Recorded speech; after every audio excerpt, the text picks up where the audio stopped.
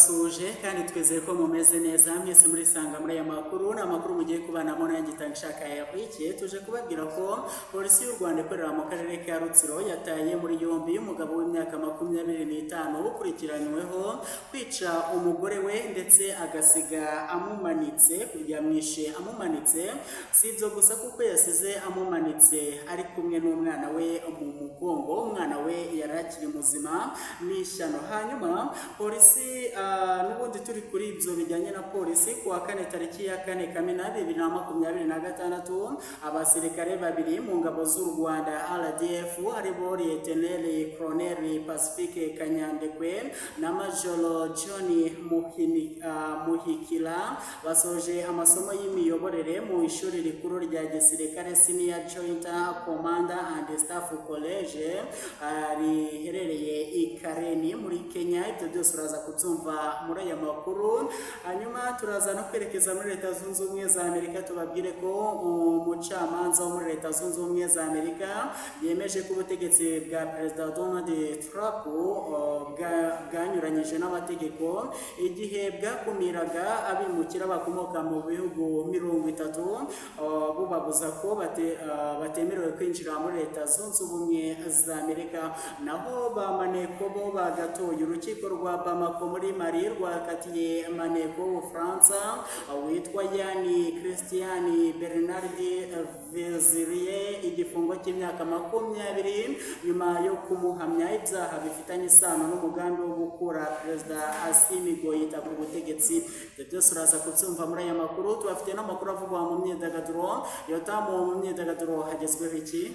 Turaza kubabwira ko Bruce Melody na The Ben bahuriye mu kiganiro n'abanyamakuru cyari cyanitabiriwe n'abafana babo batangira guhiganwa ubutwari mbere yo gutangira ibitaramo byiswe Summer Country Tour. Twaza kuyo kiranze rwa tubabwire ko cyamamare muri sinema ya Amerika James Handy w'imyaka 81 wamenyekanye cyane muri filimi nka Jumanji na Top Gun yishwe atewe icyuma n'umuhungu w'umukunzi we. Ubu bwicanyi bwabereye mu rugo rwabo muri Arizona mu mujyi wa Los Angeles, California mu gitondo cyo kuri uyu wa gatandatu manetse. Reka twanzike polisi y'u Rwanda ikorera mu ntara y'Uburengerazuba iri gushakisha umugabo w'imyaka 25 ukurikiranyweho icyaha cyo kwica umugore we akamwica amumanitse ndetse uwo mugore yarahetse n'umwana nyine n'umwana muto batatangaje imyaka ye, ariko uwo mwana yari umwana uri mu kigero cyo hasi cyane. Ibi byabereye mu murenge wa Mushonyi ni mu kagari ka Rugrara mu mudugudu wa Kaboneye isaa moya za mu gitondo niho iri shyano ryabaye kuri uyu wa gatandatu tariki ya 6 Kamena 2026. Umuvugizi wa polisi mu ntara y'Iburengerazuba CP Sylvestre Twaje Amahoro yatangarije igihe ko uyu mugabo arimo gushakishwa. CP Twaje Amahoro yaboneyeho gusaba abaturage kwirinda ibyaha kuko polisi itazihanganira umunyabyaha wese kuko agomba gufatwa agashyikirizwa ubutabera. Amakuru igihe yamenye nuko nyakwigendera yasanzwe amanitse mu mugozi mu cyumba, umwana yajijutse ava mu mugongo yitura hasi. Uyu mugore yari amaze igihe yarataye umugabo, gusa hari hashize iminsi mike agarutse iwe mu rugo nyine ibyo bita abenshi gutahuka, mbese yari yarahukanye. Hanyuma kuwa 4 tariki ya 4 Mata Kamena murambabarira 2026 abasirikare babiri b'ingabo z'u Rwanda RDF aribo Lieutenant Colonel Pacifique Kanyandekwe na Major John Muhikira basoje amasomo y'imiyoborere mu ishuri rikuru rya gisirikare Senior Joint Commander and Staff College riherereye i Karene mu gihugu cya Kenya. Uyu muhango ukomeye wo gusoza amasomo no gutanga impamyabumenyi witabiriwe n'abayobozi barimo umuyobozi mukuru w'urwego rw'ingabo z'umuryango wa Afurika y'Iburasirazuba zishinzwe gutabara aho rukomeye East Africa Standby Force Brigadier General Ronald Rwivanga. Hari kandi umuyobozi mukuru w'ishuri rikuru rya gisirikare ry'ingabo z'u Rwanda Brigadier General Andre Nyamvumba ndetse n'umunyamabanga mu bya gisirikare muri ambasade y'u Rwanda muri Kenya Colonel Celestin Kambanda. Gusoza neza aya masomo bigaragaza ubwitange n'ubunyamwuga bw'abasirikare mu gushaka kugera ku rwego rwo hejuru mu nshingano zabo.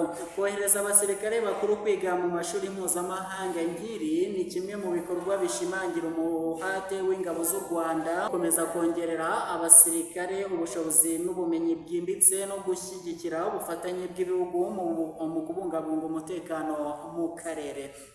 Naho urukiko rwa Bamako muri Mali rwakatiye maneko Ufaransa witwa Yann Christine Berda Vezirieni igifungo cy'imyaka 20 nyuma yo kumuhamya ibyaha bifitanye isano n'umugambi wo gukura Perezida Assimi Goïta ku butegetsi. Yani umukozi w'urwego rw'Ubufaransa rushinzwe iperereza n'umutekano DIGSE ariko yanakoreraga muri ambasade yabo muri Mali nk'umujyanama wayo wa kabiri afite stati y'ubudiplomati. Tariki ya 13 Kanama 2025 ubwo yari mu mujyi wa Bamako yatawe muri yombi n'abantu bari bafite intwaro bahisha amasasu. Biza kumenyekana ko ari abakozi b'urwego rw'iperereza rwa Mali. Icyo gihe yafashwe n'abandi baofisiye bakuru 10 bo mu ngabo za Mali barimo abajenerale 2. Akimara gutabwa muri yombi Ubufaransa bwahise buhagarika ubufatanye bwabwo bwa Mali na Mali mu bikorwa byo kurwanya iterabwoba, bunirukana abadiplomate 2 b'abanyamali kuko bwagaragazaga ko arengana cyane rwose uwo maneko wabo. Mbere y'uko urubanza rwe rutangira, Yani yasuwe n'umunyacyubahiro w'umunyamahanga ibitangazamakuru byo mu Bufaransa bitavuze amazina ye, kandi abamukurikiye bamuhitiyemo umunyamategeko ukorera mu rugaga rw'abavoka muri Mali. Tukiri kuri ibyo by'ubucamanza, umucamanza wo muri Leta Zunze Ubumwe za Amerika yemeje ko ubutegetsi bwa Perezida Donald Trump bwanyuranyije n'amategeko mu gihe bwakumiraga abimukira bakomoka mu bihugu 39 bigiye bitandukanye. Kuwa 5 Kamena 2026 uyu mucamanza wo muri Leta ya Rhode Island John MC Colonel yemeje ko urwego rwa Amerika rushinzwe igihugu n'abinjira n'abasohoka UCC rwashyizeho uruhererekane rwa politike zambura uburenganzira abanyamahanga bakomoka mu bihugu bya Afurika ndetse na Aziya. Iki cyemezo cyafashwe ku munsi Sena ya Amerika yemerejeho umushinga wo gutanga amafaranga yo gushyigikira gahunda ya Perezida Donald Trump yo gukaza ingamba zo gukumira abimukira badafite ibyangombwa. Ibyo bikaba byateje impaka nyinshi muri icyo gihugu. Reka tubabwire ko mu rukerera rwo kuri uyu wa 6 Kamena 2026 ingabo za Leta Zunze Ubumwe za Amerika n'iza Irani zabyutse zikozanyaho zirarasana nyuma y'iminsi impande zombi ziri mu biganiro by'uburyo zacoca ibibazo bituma zihangana. Igisirikare cya Amerika cyatangaje ko abasirikare bacyo bakorera mu burasirazuba bwo hagati bahanuye drone 4 za Irani zoherejwe ku muhora wa Hormuz kuko zashoboraga guhungabanya umutekano w'ubwato bw'ubwikorezi bunyuramo. Cyatangaje kandi ko mu rukerera abasirikare bacyo banarashe site ya radari za Irani ziri muri Goruki no ku kirwa cya Oweshimo mu rwego rwo gukumira ibindi bitero, kandi ko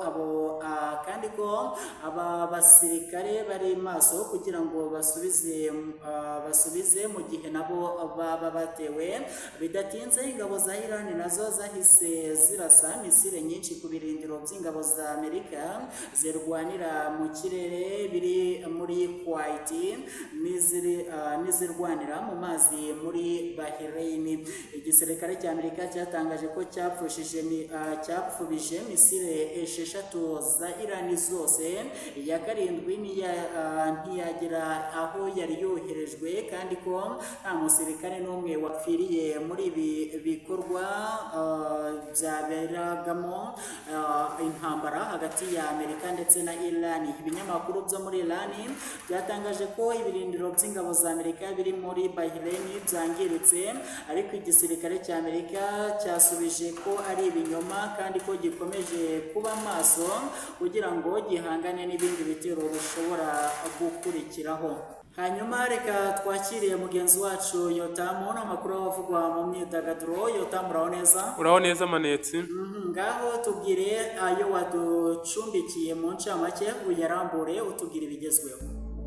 Urakoze cyane Manetsi. Nk'uko twabikomojeho rero, Bruce Melody na The Ben bahuriye mu kiganiro n'abanyamakuru cyari cyitabiriwe n'abafana babo, batangira guhigana ubutwari mbere yo gutangira ibitaramo byiswe Summer Country Tour. Iki kiganiro n'abanyamakuru cyahuje abahanzi, cyabereye muri Camp Kigali mu ijoro tariki ya 5 Kamena 2026, kiyoborwa na Jado Castro. Uretse abanyamakuru n'abafana, cyari cyanatumiwemo abahanzi barimo Dani Vumbi, Niyo Bosco, Lineup, Diaspora ndetse na Jose Chameleone. Ubwo Jado Castro wari uyoboye iki kiganiro yabazaga Bruce Melody na The Ben icyo abakunzi babo bakwitega muri ibi bitaramo bagiye guhuriramo. The Ben agira ati, nibaza ko mu ntara tugiye guca impaka cyane. Bruce Melody we yirinze guha ubutumwa bwe abafana, ahubwo abuha uyu muhanzi bari bicaranye. Ati, nge ntabwo ndi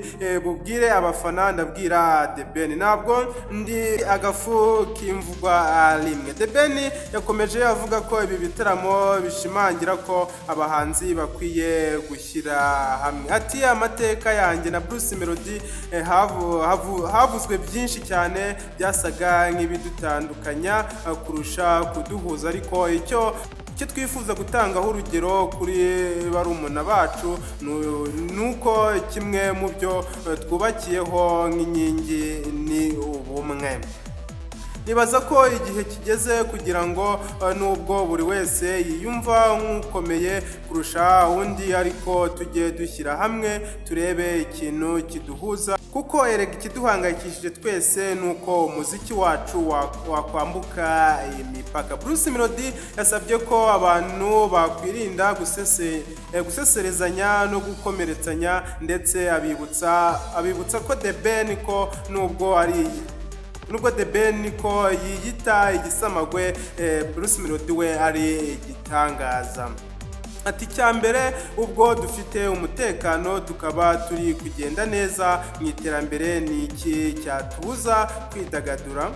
Umuziki n'imyidagaduro nabonye abo mu mupira w'amaguru babimenyereye, hari abishwe n'agahinda, rero murumva ko ibyo bisanzwe bibaho. Mureke twidagadure ariko tudaseserezanya, tudakomeretsanya. Ku rundi ruhande ariko nubwo The Ben ari Tiger, ariko nanjye ndi igitangaza. Ayo ni amagambo yavuzwe na Bruce Melody. Byitezwe ko Bruce Melody na The Ben, Kitoko na Bwiza n'abandi bahanzi bazagendana muri ibi bitaramo, bazabitarangirira mu karere ka Musanze ku itariki ya 13 Kamena 2026, bikomereze mu karere ka Nyagatare ku itariki 20 Kamena 2026, mu Bugesera ku itariki ya 27 Kamena 2026, hanyuma bisorezwe mu karere ka Rubavu ku itariki ya 4 Nyakanga 2026.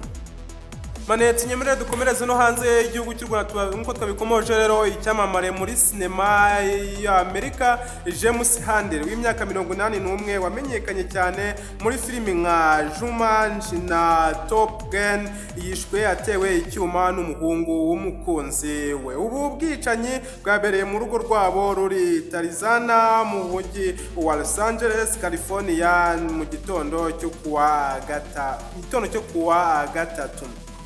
Polisi yataye muri yombi Michael Gladhill w'imyaka 44 nyuma y'uko we ubwe yihamagariye urwego rw'ubutabazi 911 avuga amagambo adasanzwe agira ati ndi umwana w'umuntu mvuye kwica umunyabyaha. Polisi yahageze isanga Hadiri mu mbuga y'inzu ye yatewe icyuma mu gatuza nyuma aza kugwa mu bitaro aho yari yajyanwe igitaraganya. Ku bijyanye n'icyateye ubu bwicanyi, inshuti z'umuryango zavuze ko Gladhill yari aherutse kugaragaza ibibazo by'indwara yo mu mutwe. Uyu mugabo ubu afungiye icyaha cy'ubwicanyi akaba asabwa ingwate ya $2,000,000 y'amadolari ngo arekurwe by'agateganyo. James Hadiri wanarwanye mu ntambara ya Vietnam asize amateka maremare muri sinema kuva mu myaka y'1970 aho yakinnye muri filimi zirenga 150 manetse. Iyo damu urakoze cyane. Nawe urakoze cyane manetse. Hanyuma mwe mwadukurikiye mwakoze cyane kurushaho, nanjye nuko mpinnye ndabashimiye cyane mwese koko twabanye muri aya makuru. Mwari kumwe nanjye Itangishaka Eric, ngaho mukomeze mugire ibihe byiza, Imana ibarinde.